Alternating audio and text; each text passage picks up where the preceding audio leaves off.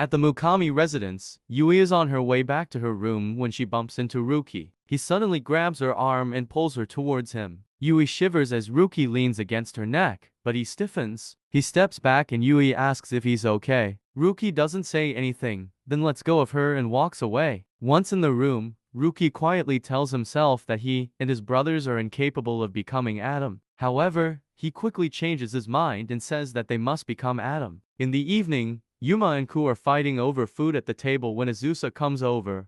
Ku and Yuma wonder if Ruki isn't joining them. Azusa replies that he tried to call him, but Ruki doesn't want to go. They all notice that Ruki has been acting a bit strange lately. Yui suddenly remembers Ruki freezing when he tried to suck her blood, making her wonder what happened to him. Meanwhile, in his room, Ruki throws his book against the wall and he seems very distressed. Later, in Yui's room, Ruki suddenly appears and grabs Yui's arm, startling Yui. He then drags her down the hallway. Yui desperately asked Ruki where he was taking her, but he just told her to be quiet. He took Yui to a small room and said that she would have to stay here. She protested, but Ruki silenced her by biting her neck hard. He dug his fangs deeper into her neck while sucking her blood, causing Yui to instantly pass out. Seeing this, Ruki gasped in shock and rushed out of the room. Yui whispered his name as she passed out. Outside, Ruki was stopped by his brothers and asked why he did that. As he walks away, Ruki explains that they've been too lenient with Yui, so from now on,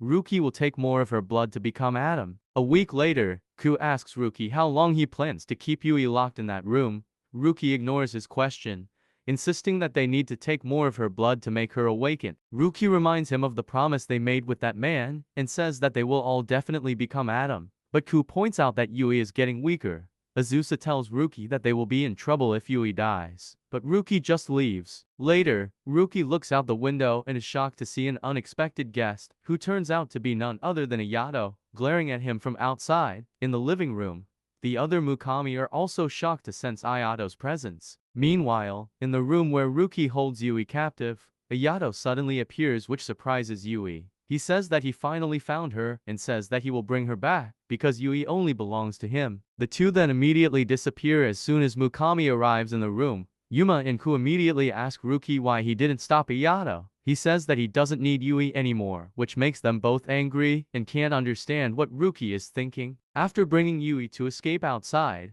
Ayato can't take it anymore. He immediately pulls her hair back and is about to bite her. Then he sees a pair of purple fang marks on her neck. This shocks Ayato and he pulls down the right side of Yui's shirt, asking her how much blood Mukami has taken from her. Ayato is very angry and immediately sucks Yui's blood. He says that she only belongs to him, and she must not disappear behind him again. At this moment, the Mukami boys were all sitting in their rooms, deep in thought, and the tree in Yui's dream had begun to lose its leaves and wither, and the Ferris wheel had stopped moving.